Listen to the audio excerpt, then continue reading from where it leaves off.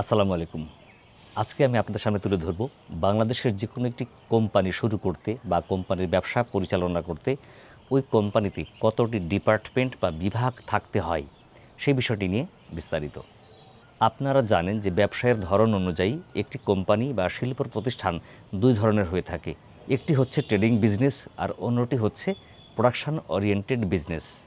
Trading business হচ্ছে যারা বিদেশ থেকে পণ্য সামগ্রী ক্রয় করে নিয়ে এসে বাংলাদেশে বিক্রি করে বা বাংলাদেশ থেকে পণ্য সামগ্রী ক্রয় করে বিদেশে এক্সপোর্ট করে, অথবা হতে পারে যে বাংলাদেশ থেকে পণ্য কিনে আবার বাংলাদেশেই বিক্রি করে।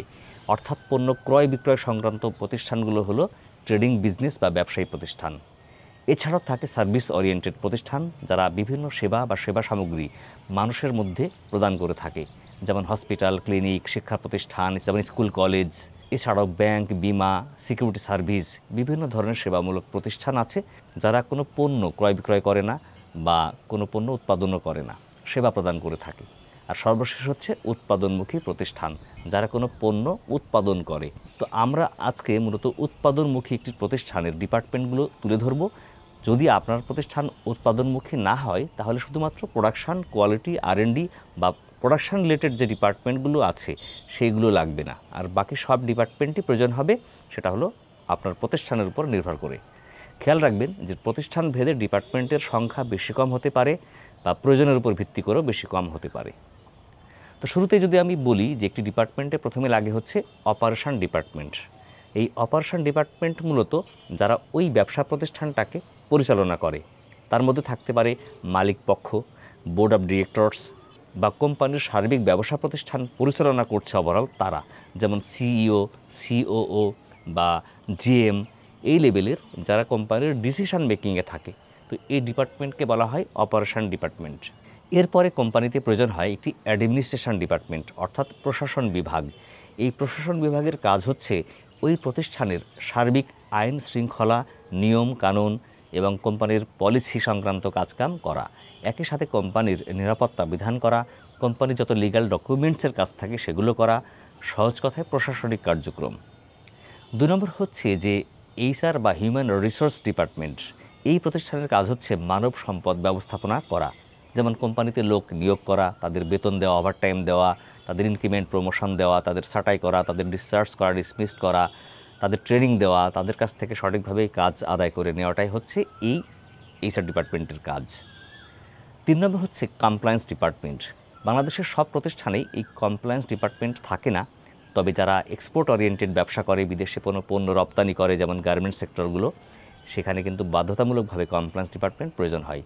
কমপ্লায়েন্স ডিপার্টমেন্টের কাজ হচ্ছে যে ওই প্রতিষ্ঠানে সরকারের নিয়মকানুনগুলো, international law, local law, Bangladesh labour লগুলো ঠিকমতো ইমপ্লিমেন্ট হচ্ছে কিনা, বাস্তবায়ন হচ্ছে কিনা দেখা, শ্রমিকদের স্বাস্থ্য সুরক্ষা, তাদের বেতন কাঠামো সব কিছু নিয়ম অনুযায়ী দেওয়া হচ্ছে কিনা, এই বিষয়গুলোই তদারকি করে।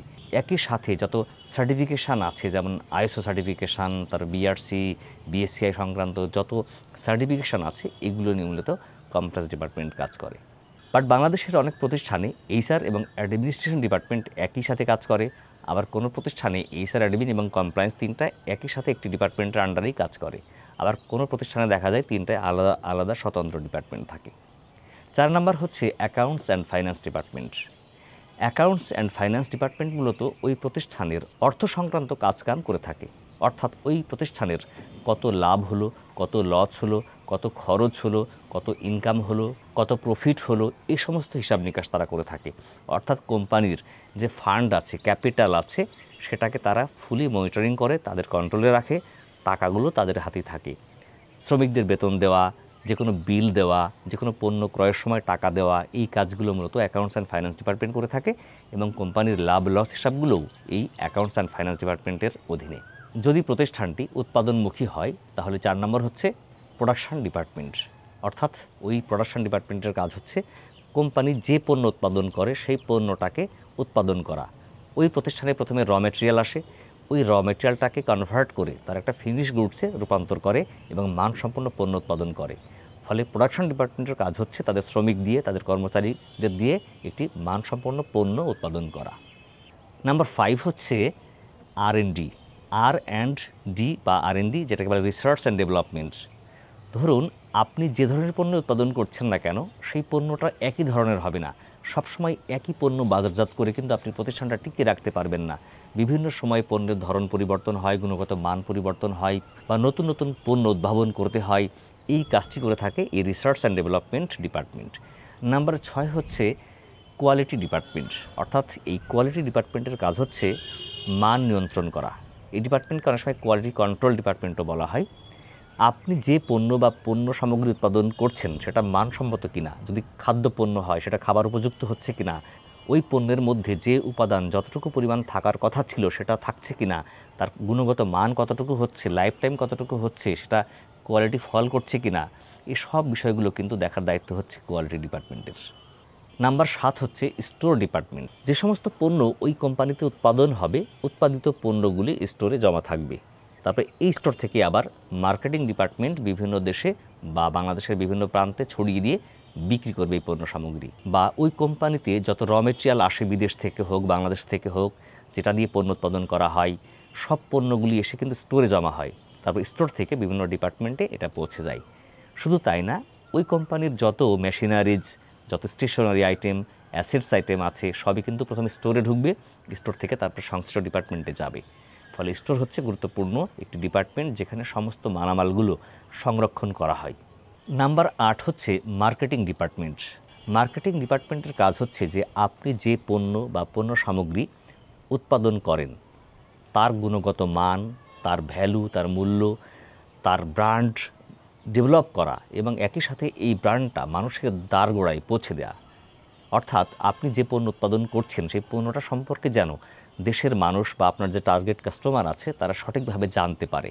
এই জানানোর জন্য মার্কেটিং ডিপার্টমেন্ট বিভিন্ন ধরনের ক্যাম্পেইন করে, সেমিনার করে, সভা করে, বিভিন্ন ধরনের বিজ্ঞাপনের আয়োজন করে, যেমন বিলবোর্ড, পোস্টার, ফেস্টুন, মাইকিং, বিভিন্ন ধরনের অনলাইন মিডিয়ায় বিজ্ঞাপন প্রকাশ, পত্রিকায় বিজ্ঞাপন প্রকাশ, এছাড়াও বিভিন্ন টিভি মিডিয়াতেও বিজ্ঞাপন প্রকাশের মাধ্যমে এই প্রোডাক্টটাকে মার্কেটিং করে থাকে।